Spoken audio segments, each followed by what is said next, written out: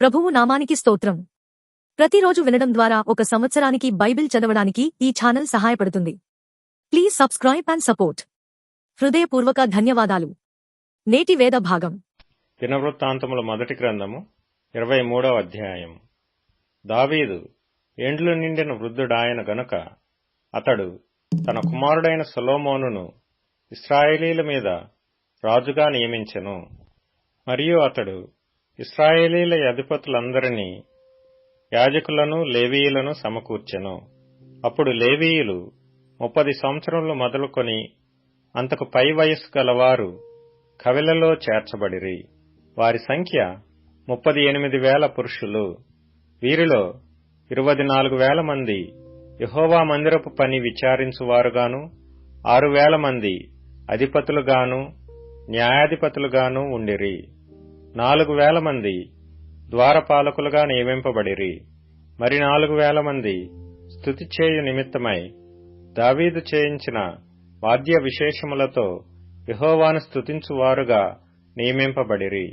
గెర్షోను, కహాతు, మెరారీయులు అను లేవీయులలో దావీదు వారిని వరుసలుగా విభాగించెను.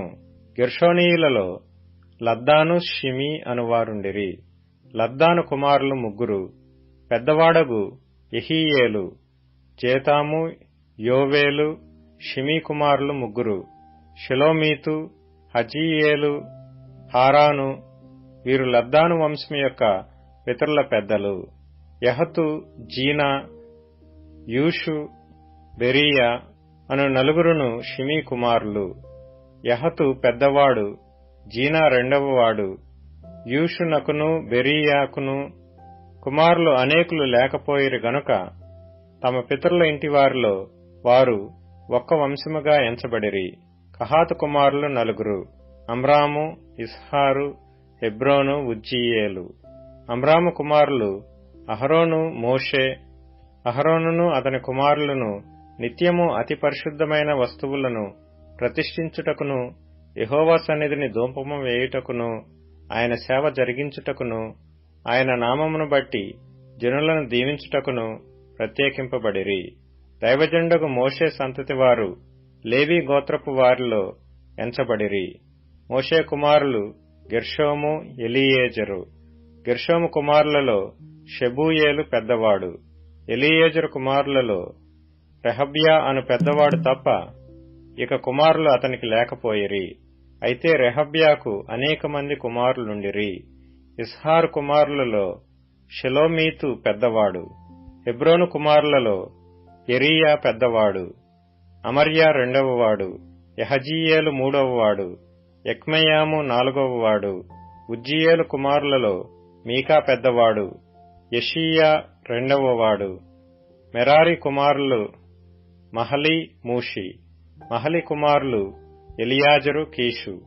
ఎలియాజరు చనిపోయినప్పుడు వానికి కుమార్తెలుండిరి, కాని కుమారులు లేకపోయిరి. కీషు కుమారులైన వారి సహోదరులు వారిని వివాహము చేసుకొనిరి. మూషి కుమారులు 3: మహలి, ఏదెరు, యెరీమోతు. వీరు తమ తమ పితరుల ఇంటివారిని బట్టి లేవీయులుగా ఎంచబడిరి. పితరుల ఇండ్లకు పెద్దలైన వీరు 20 సంవత్సరములు మొదలుకొని అంతకు పై వయస్సు గలవారై తమ తమ పేరుల లెక్క ప్రకారము ఒక్కొక్కరుగా నెంచబడి యెహోవా మందిరపు సేవ చేయు పనివారై ఉండిరి. ఇశ్రాయేలీల దేవుడైన యెహోవా తన జనులకు నెమ్మది దయచేసి ఉన్నాడు గనుక వారు నిత్యము యెరూషలేములో నివాసము చేయుదురనియు, లేవీయులు కూడా ఇక మీదట గుడారమునైనను దాని సేవ కొరకైన ఉపకరణములనైనను మోయ పని లేదనియు దావీదు సెలవిచ్చెను. దావీదు ఇచ్చిన కడపటి ఆజ్ఞను బట్టి లేవీయులలో 20 సంవత్సరములు మొదలుకొని అంతకు పై వయస్సు గలవారు ఎంచబడిరి. వీరు అహరోను సంతతి వారి చేతి క్రింద పని చూచుటకును, వారి వశముననున్న యెహోవా మందిర సేవ కొరకై శాలలలోనూ గదులలోనూ ఉంచబడిన సకలమైన ప్రతిష్ఠిత వస్తువులను శుద్ధి చేయుటకును, దేవుని మందిర సేవ కొరకైన పనిని విచారించుటకును, సన్నిధి రొట్టెను, నైవేద్యమునకు తగిన సన్నపు పిండిని, పులుసు లేని భోజ్యములను, పెనములో కాల్చుదానిని, పేల్చుదానిని, నానా విధమైన పరిమాణములు గలవాటిని, కొలత గలవాటిని విచారించుటకును, అనుదినము ఉదయ సాయంకాలముల యందు యెహోవాను గూర్చిన స్తుతి పాటలు పాడుటకును, విశ్రాంతి దినములలోనూ అమావాస్యలలోనూ పండుగలలోనూ యెహోవాకు దహన బలులను అర్పింపవలసిన సమయములన్నిటిలోనూ లెక్కకు సరియైన వారు వంతు ప్రకారము నిత్యము యెహోవా సన్నిధిని సేవ జరిగించుటకును నియమింపబడిరి.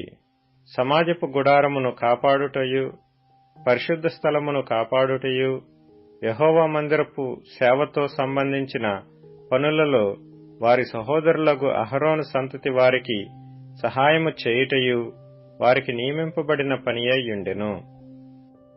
దినవృత్తాంతముల మొదటి గ్రంథము 24వ అధ్యాయము. అహరోను సంతతి వారికి కలిగిన వంతులేవనగా, అహరోను కుమారులు నాదాబు, అబీహు, ఎలియాజరు, ఈతామారు. నాదాబును అబీహుయును సంతతి లేకుండా తమ తండ్రి కంటే ముందుగా చనిపోయేరు గనుక ఎలియాజరును ఈతామారును యాజకత్వము జరుపుచూ వచ్చిరి. దావీదు ఎలియాజరు సంతతి వారిలో సాదోకును, ఈతామారు సంతతి వారిలో అహీమెలకును ఏర్పరచి వారి వారి జనము యొక్క లెక్కను బట్టి పని నియమించెను. వారిని ఏర్పరచుటలో ఈతామారు సంతతి వారిలోని పెద్దల కంటే ఎలియాజరు సంతతి వారిలోని పెద్దలు అధికులుగా కనబడిరి.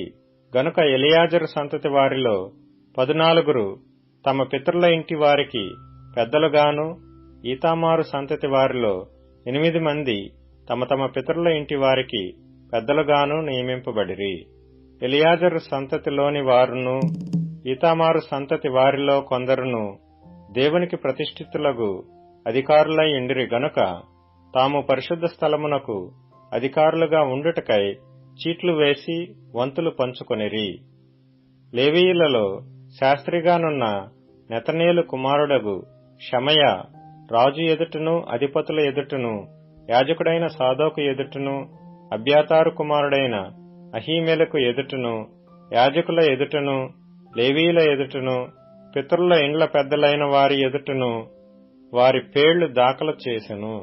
ఒక్కొక్క పాత్రలో నుండి ఒక పితరుని ఇంటి చీటి ఎలియాజరు పేరటను, ఇంకొకటి ఈతామారు పేరటను తీయబడెను. మొదటి చీటి యెహోయారీబునకు, రెండవది యెదాయాకు, మూడవది హారీమునకు, నాలుగవది షయరీమునకు, ఐదవది మల్కీయాకు, ఆరవది మియామినుకు, ఏడవది అక్కోదునకు, ఎనిమిదవది అబీయాకు, తొమ్మిదవది యేషూవకు, 10వది షకన్యాకు, 11వది ఎల్యాషీబునకు, 12వది యాకీమునకు, 13వది హుప్పాకు, 14వది యెషబాబునకు, 15వది బిల్గాకు, 16వది ఇమ్మేరునకు, 17వది హెజీరునకు, 18వది హప్పిస్సేసునకు, 19వది పెతహయాకు, 20వది యెహెజ్కేలునకు, 21వది యాకీనునకు, 22వది గామూలునకు, 23వది దెలయ్యాకు, 24వది మయజ్యాకు పడెను. ఇశ్రాయేలీల దేవుడైన యెహోవా వారి పితరుడగు అహరోనునకు ఆజ్ఞాపించిన కట్టడ ప్రకారముగా వారు తమ పద్ధతి చొప్పున యెహోవా మందిరములో ప్రవేశించి చేయవలసిన సేవాధర్మము ఈలాగున ఏర్పాటు ఆయను. శేషించిన లేవీ సంతతి వారెవరనగా, అమ్రాము సంతతిలో షూబాయేలును, షూబాయేలు సంతతిలో యెహద్యాహును, రెహబ్యా ఇంటిలో అనగా రెహబ్యా సంతతిలో పెద్దవాడైన ఇష్షీయాయును, ఇస్హారీయులలో షెలోమోతును, షెలోమోతు సంతతిలో యహతును, హెబ్రోను సంతతిలో పెద్దవాడైన యెరీయా, రెండవ వాడైన అమర్యా, మూడవ వాడైన యహజీయేలు, నాలుగవ వాడైన యక్మెయాములును, ఉజ్జీయేలు సంతతిలో మీకాయును, మీకా సంతతిలో షామీరును, ఇష్షీయా సంతతిలో జకర్యాయును, మెరారి సంతతిలో మహలి, మూషి అనువారును, యహజీయాహు సంతతిలో బెనోయును. యహజీయాహు వలన మెరారికి కలిగిన కుమారులెవరనగా బెనో, షోహము, జక్కూరు, ఇబ్రి, మహలీకి ఎలియాజరు కలిగెను. వీనికి కుమారులు లేకపోయిరి. కీషు ఇంటివాడు అనగా కీషు కుమారుడు రహ్మెయేలు. మూషి కుమారులు మహలి, ఏదెరు, ఎరీమోతు. వీరు తమ పితరుల ఇండ్లను బట్టి లేవీయులు. వీరును తమ సహోదరులైన అహరోను సంతతి వారు చేసినట్లు రాజైన దావీదు ఎదుటను సాదోకు, అహీమెలకు అను యాజకులలోను లేవీయులలోను పితరుల ఇండ్ల పెద్దల ఎదుటను తమలో నుండు పితరుల ఇంటి పెద్దలకును తమ చిన్న సహోదరులకును చీట్లు వేసుకొనిరి. లూకా సువార్త 7వ అధ్యాయం. ఆయన తన మాటలన్నీ ప్రజలకు సంపూర్తిగా వినిపించిన తరువాత కపెర్నహూములోనికి వచ్చెను. ఒక శతాధిపతికి ప్రియుడైన దాసుడొకడు రోగి అయి చావ సిద్ధమై ఉండెను. శతాధిపతి యేసును గూర్చి విని ఆయన వచ్చి తన దాసుని స్వస్థపరచవలెనని ఆయనను వేడుకొనుటకు యూదుల పెద్దలను ఆయన యొద్దకు పంపెను. వారు యేసునొద్దకు వచ్చి, నీ వలన మేలు పొందుటకు అతడు యోగ్యుడు. అతడు మన జనులను ప్రేమించి మనకు సమాజ మందిరము తానే కట్టించెనని ఆయనతో చెప్పి మిక్కిలి బతిమాలుకొనిరి. కావున యేసు వారితో కూడా వెళ్ళెను. ఆయన ఆ ఇంటి దగ్గరికి వచ్చినప్పుడు శతాధిపతి తన స్నేహితులను చూచి, మీరాయన యొద్దకు వెళ్లి, ప్రభువా, శ్రమ పుచ్చుకొనవద్దు. నీవు నా ఇంటిలోనికి వచ్చుటకు నేను పాత్రుడను కాను. అందుచేత నీ యొద్దకు వచ్చుటకు పాత్రుడనని నేను ఎంచుకొనలేదు. అయితే మాట మాత్రము సెలవిమ్ము, అప్పుడు నా దాసుడు స్వస్థపరచబడును. నేను సహా అధికారమునకు లోబడిన వాడను. నా చేతి క్రింద సైనికులు ఉన్నారు. నేనొకని పొమ్మంటే పోవును, ఒకని రమ్మంటే వచ్చును. నా దాసుని చేయమంటే ఇది చేయునని నేను చెప్పినట్టు ఆయనతో చెప్పుడని వారిని పంపెను. యేసు ఈ మాటలు విని అతని గూర్చి ఆశ్చర్యపడి తన వెంట వచ్చుచున్న జనసమూహము వైపు తిరిగి, ఇశ్రాయేలులో నైనను ఇంత గొప్ప విశ్వాసము నేను చూడలేదని మీతో చెప్పుచున్నానెను. పంపబడిన వారు ఇంటికి తిరిగి వచ్చి ఆ దాసుడు స్వస్థుడై యుండుట కనుగొనిరి. వెంటనే ఆయన నాయినను ఒక ఊరికి వెళ్ళుచుండగా ఆయన శిష్యులు బహుజన సమూహమును ఆయనతో కూడా వెళ్ళుచుండిరి. ఆయన ఆ ఊరి గవిని యొద్దకు వచ్చినప్పుడు చనిపోయిన ఒకడు వెలుపలికి మోసుకుని పోవబడుచుండెను. అతని తల్లికి అతడొక్కడే కుమారుడు. ఆమె విధవరాలు. ఆ ఊరి జనులు అనేకులు ఆమెతో కూడా ఉండిరి. ప్రభువు ఆమెను చూచి ఆమె యందు కనికరపడి ఏడవవద్దని ఆమెతో చెప్పి దగ్గరకు వచ్చి పాడెను ముట్టగా మూయిచున్న వారు నిలిచిరి. ఆయన, చిన్నవాడా, లెమ్మని నీతో చెప్పుచున్నాననగా ఆ చనిపోయిన వాడు లేచి కూర్చుండి మాటలాడసాగెను. ఆయన అతనిని అతని తల్లికి అప్పగించెను. అందరూ భయాక్రాంతులై, మనలో గొప్ప ప్రవక్త బయలుదేరియున్నాడనియు దేవుడు తన ప్రజలకు దర్శనమును గ్రహించి యున్నాడనియు దేవుని మహిమపరచిరి. ఆయనను గూర్చిన ఈ సమాచారము యూదయయంతటను చుట్టుపట్ల ప్రదేశములంతటను వ్యాపించెను. యోహాను శిష్యులు ఈ సంగతులన్నీ అతనికి తెలియజేసిరి. అంతటి యోహాను తన శిష్యులలో 2 పిలిచి, రాబోబు వాడవు నీవేనా? మేము మరియొకని కొరకు కనిపెట్టవలెనా అని అడుగుటకు వారిని ప్రభువునొద్దకు పంపెను. ఆ మనుషులు ఆయన యొద్దకు వచ్చి, రాబోవు వాడవు నీవేనా, లేక మరియొకని కొరకు మేము కనిపెట్టవలెనా అని అడుగుటకు బాప్తిసమిచ్చు యోహాను మమ్మను నీ యొద్దకు పంపెనని చెప్పిరి. ఆ గడియలోనే ఆయన రోగములను, బాధలను, అపవిత్రాత్మ గల అనేకులను స్వస్థపరిచి చాలామంది గ్రుడ్డివారికి చూపు దయచేశాను. అప్పుడు ఆయన, మీరు వెళ్లి కన్నవాటిని విన్నవాటిని యోహానుకు తెలుపుడి. గ్రుడ్డివారు చూపు పొందుచున్నారు, కుంటివారు నడుచున్నారు, కుష్ఠరోగులు శుద్ధులగుచున్నారు, చెవిటివారు వినుచున్నారు, చనిపోయిన వారు లేపబడుచున్నారు, బీదలకు సువార్త ప్రకటింపబడుచున్నది. నా విషయమై అభ్యంతర పడని వాడు ధన్యుడని వారికి ఉత్తరమిచ్చెను. యోహాను దూతలు వెళ్లిన తరువాత ఆయన యోహానును గూర్చి జనసమూహముతో ఇలాగు చెప్పసాగెను. మీరేమి చూచుటకు అరణ్యములోనికి వెళ్ళితిరి? గాలికి కదులుచున్న రెల్లునా? మరేమి చూడ వెళ్ళితిరి? సన్నపు బట్టలు ధరించుకొనిన వానినా? ఇదిగో ప్రశస్త వస్త్రములు ధరించుకొని సుఖముగా జీవించువారు రాజగృహములలో ఉందురు. అయితే మరేమి చూడ వెళ్ళితిరి? ప్రవక్తనా? అవును గాని ప్రవక్త కంటే గొప్పవానినని మీతో చెప్పుచున్నాను. ఇదిగో నేను నా దూతను నీకు ముందుగా పంపుచున్నాను. అతడు నీ ముందర నీ మార్గము సిద్ధపరచును అని ఎవరిని గూర్చి వ్రాయబడినో అతడే ఈ యోహాను. స్త్రీలు కనిన వారిలో యోహాను కంటే గొప్పవాడెవడునూ లేడు. అయినను దేవుని రాజ్యములో అల్పుడైన వాడు అతని కంటే గొప్పవాడని మీతో చెప్పుచున్నాను.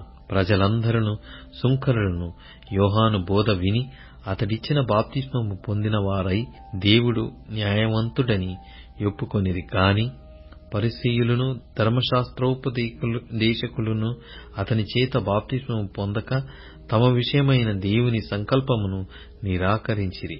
కాబట్టి ఈ తరము మనుషులను నేను దీనితో పోల్చుదును. వారు దేనిని పోలియున్నారు? సంత వీధులలో కూర్చుండియుండి మీకు పిల్లనగ్రోవి ఊదితిమి కాని మీరు నాట్యమాడరైతిరి, ప్రలాపించితిమి కాని మీరేడవరైతిరి అని ఒకనితో ఒకడు చెప్పుకొని పిలుపులాటలాడుకొను పిల్లకాయలను పోలియున్నారు. బాప్తిస్మమిచ్చు యోహాను రొట్టె తినకయు ద్రాక్షారసము త్రాగకయు వచ్చెను గనుక వీడు దయ్యము పట్టిన వాడని మీరనుచున్నారు.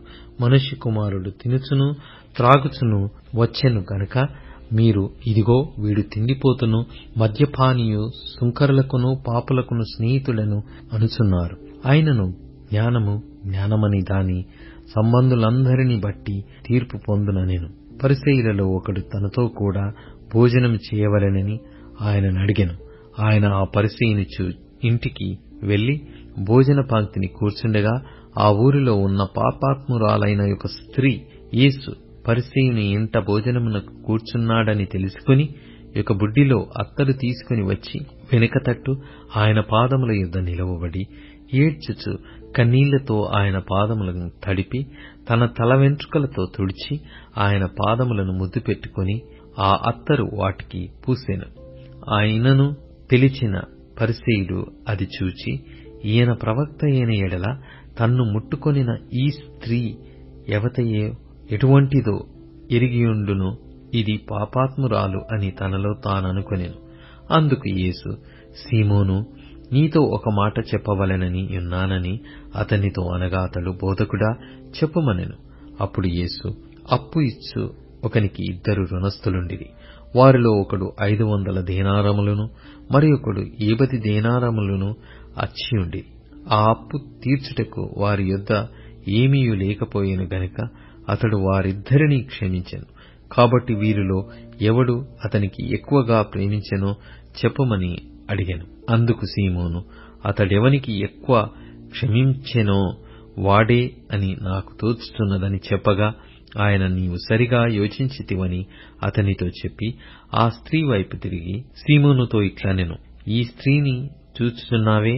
నేను నీ ఇంటిలోనికి రాగా నీవు నా పాదములకు నీళ్ళియ్యలేదు గాని ఈమె తన కన్నీళ్లతో నా పాదములను తడిపి తన వెంట్రుకలతో తుడిచెను. నీవు నన్ను ముద్దు పెట్టుకొనలేదు గాని నేను లోపలికి వచ్చినప్పటి నుండి ఈమె నా పాదములు ముద్దు పెట్టుకొనుట మానలేదు. నీవు నూనెతో నా తల అంటలేదు గాని ఈమె నా పాదములకు అత్తరు పూసెను. ఆమె విస్తారముగా ప్రేమించెను గనుక ఆమె యొక్క విస్తార పాపములు క్షమింపబడెనని నీతో చెప్పుచున్నాను. ఎవనికి కొంచెముగా క్షమింపబడునో వాడు కొంచెముగా ప్రేమించునని చెప్పి, నీ పాపములు క్షమింపబడి యున్నవని ఆమెతో అనెను. అప్పుడు ఆయనతో కూడా భోజన పంక్తిని కూర్చుండిన వారు పాపములు క్షమించుచున్నాయి, ఇతడెవడని తమలో తాము అనుకొనసాగిరి. అందుకు ఆయన, నీ విశ్వాసము నిన్ను రక్షించెను, సమాధానము గలదానవై వెళ్ళుమని ఆ స్త్రీతో చెప్పెను. సామెతల గ్రంథం 27వ అధ్యాయం. రేపటి దినమును గూర్చి అతిశయపడకుము. ఏ దినమున ఏది సంభవించునో అది నీకు తెలియదు. నీ నోరు కాదు, అన్యుడే, నీ పెదవులు కాదు పరులే నిన్ను పొగడదగును. రాయి బరువు, ఇసుక భారము, మూఢుని కోపము ఆ రెంటి కంటే బరువు. క్రోధము క్రూరమైనది, కోపము వరదవలె పొర్లునది. రోషము ఎదుట ఎవడు నిలవగలడు? లోలోపట ప్రేమించుట కంటే బహిరంగముగా గద్దించుట మేలు. మేలును కోరి స్నేహితుడు గాయములు చేయును. పగవాడు లెక్కలేని ముద్దులు పెట్టును. కడుపు నిండినవాడు తేనెపట్టునైనను త్రొక్కివేయును. ఆకలిగొనిన వానికి చేదు వస్తువైనను తీయగానుండును. తన ఇల్లు విడిచి తిరుగువాడు గూడు విడిచి తిరుగు పక్షితో సమానుడు. తైలమును అత్తరును హృదయమును సంతోషపరచునట్లు చెలికాని హృదయములో నుండి వచ్చు మధురమైన మాటలు హృదయమును సంతోషపరచును. నీ స్నేహితునినైనను నీ తండ్రి స్నేహితునినైనను విడిచిపెట్టకుము. నీకు ఆపద కలిగిన దినమందు నీ సహోదరుని ఇంటికి వెళ్ళకుము. దూరములోనున్న సహోదరుని కంటే దగ్గరనున్న పొరుగువాడు వాసి. నా కుమారుడా, జ్ఞానమును సంపాదించి నా హృదయమును సంతోషపరచుము. అప్పుడు నన్ను నిందించు వారితో నేను ధైర్యంగా మాటలాడుదును. బుద్ధిమంతుడు అపాయము వచ్చుట చూచి దాగును. జ్ఞానము లేని వారు యోచింపక ఆపదలో పడుదురు. ఎదుటివాని కొరకు పూటబడిన వాని వస్త్రము పుచ్చుకొనుము. పరుల కొరకు పూటబడిన వాని వలన కుదవ పెట్టించుము. వేకువనే లేచి గొప్ప శబ్దముతో తన స్నేహితుని దీవించు వాని దీవెన వానికి శాపంగా ఎంచబడును. ముసురు దినమున ఎడతెగక కారు నీళ్లును గయ్యాలి అయిన భార్యయు సమానము. దానిని ఆపచూచువాడు గాలిని ఆపచూచు వానితోనూ తన కుడి చేత నూనె పట్టుకొని వానితోనూ సమానుడు. ఇనుము చేత ఇనుము పదునగును. అట్లు ఒకడు తన చెలికానికి వివేకము పుట్టించును. అంజూరపు చెట్టును పెంచువాడు దాని ఫలము తినును. తన యజమానుని మన్నించువాడు ఘనతనొందును. నీటిలో ముఖమునకు ముఖము కనబడునట్లు ఒకని మనస్సునకు మరి ఒకని మనస్సు కనబడును. పాతాళమునకును అగాధ కూపమునకును తృప్తి కానేరదు. అలాగున నరుల దృష్టి తృప్తి కానేరదు. మూసచేత వెండిని, కొలిమిచేత బంగారును, తాను పొందిన కీర్తి చేత నరుని పరిశోధింపవచ్చును. మూఢుని రోటిలోని గోధుమలలో వేసి రోకట దంచినను వాని మూఢత వాని వదిలిపోదు. నీ పశువుల స్థితి జాగ్రత్తగా తెలుసుకొనుము. నీ మందలయందు మనస్సునుంచుము. ధనము శాశ్వతము కాదు, కిరీటము తరతరములుండునా? ఎండిన గడ్డి వామివేయబడెను, పచ్చిక కనబడుచున్నది. కొండగడ్డి ఏరబడియున్నది. నీ వస్త్రముల కొరకు గొర్రెపిల్లలున్నవి. ఒక చేని క్రయధనమునకు పొట్టేళ్లు సరిపోవును. నీ ఆహారమునకు, నీ ఇంటివారి ఆహారమునకు, నీ పనికత్తెల జీవమునకు మేకపాలు సమృద్ధియగును.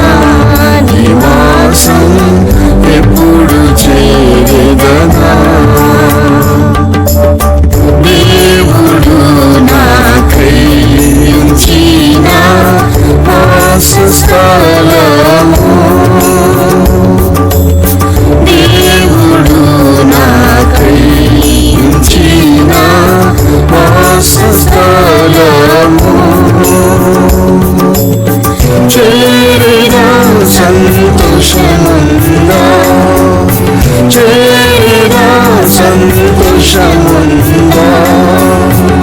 రాజు నన్ను చేర్చ నిలిచి ఉన్నాడు, యేసు రాజు నన్ను చేర్చ నిలిచి ఉన్నాడు. ఎప్పుడు చేరిదనే జగము, ఎప్పుడు చేరిదనా నివాసం, ఎప్పుడు చేరిదనా, ఎప్పుడు చేరిదనే జగము, ఎప్పుడు చేరిదనా నివాసం, ఎప్పుడు చేరిదనా.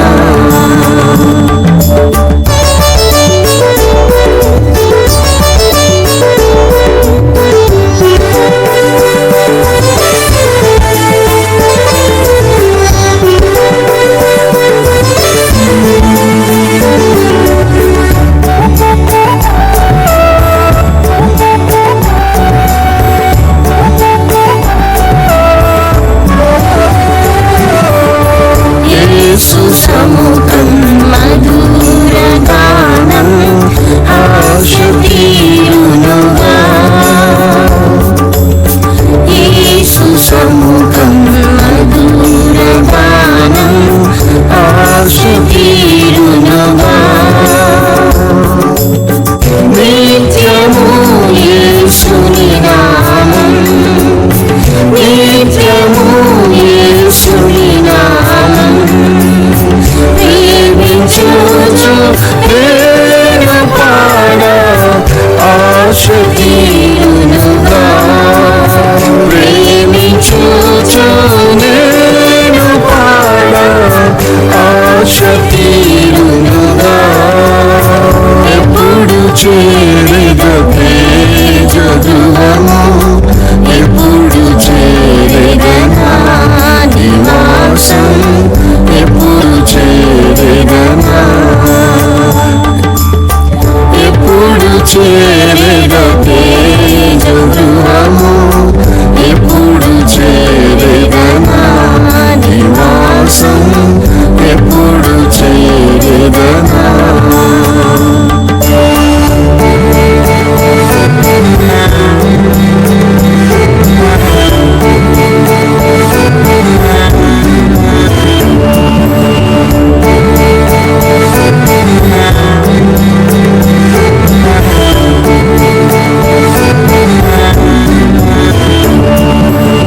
చెల్లించెదనే స్తోత్ర బలియే ఎల్ల వేళలను,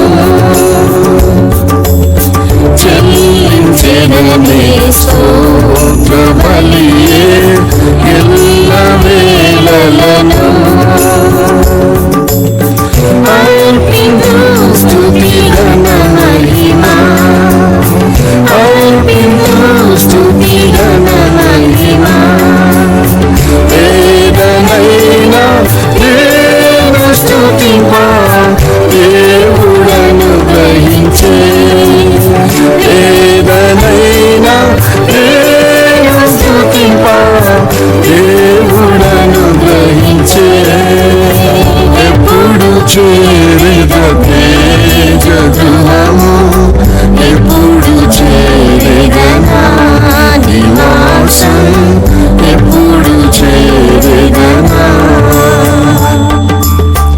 ఎప్పుడు చేరిదనే జగము, ఎప్పుడు చేరిదనా నివాసం, ఎప్పుడు చేరిదనా.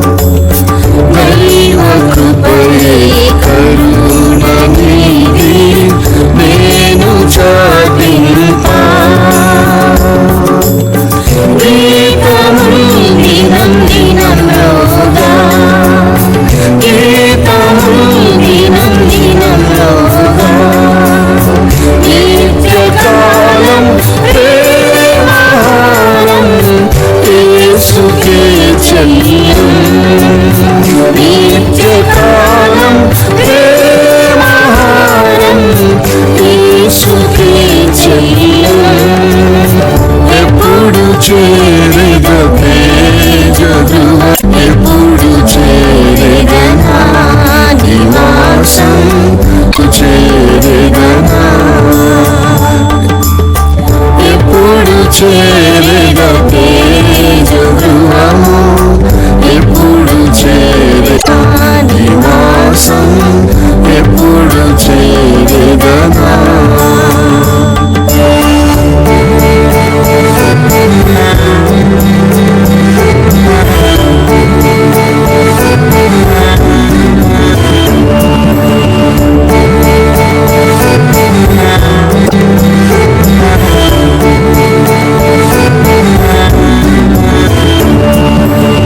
ధ్వనించగా నా హృదయపూర్వ కృతజ్ఞతాస్తుతులు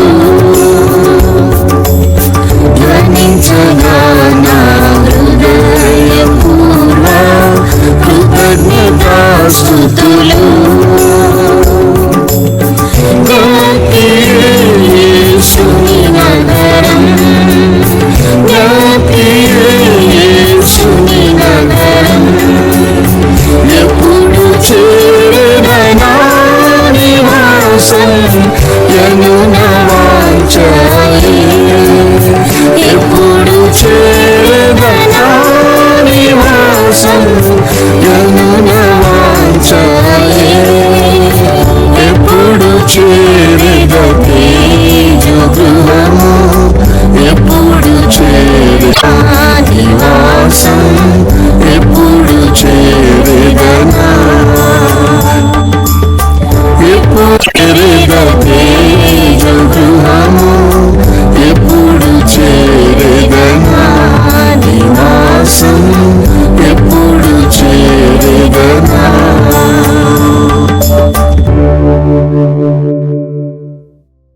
ఇప్పుడు tune in, Spotify, Amazon music మరియు యూట్యూబ్ మ్యూజిక్ లో కూడా అందుబాటులో ఉంది. Please follow us.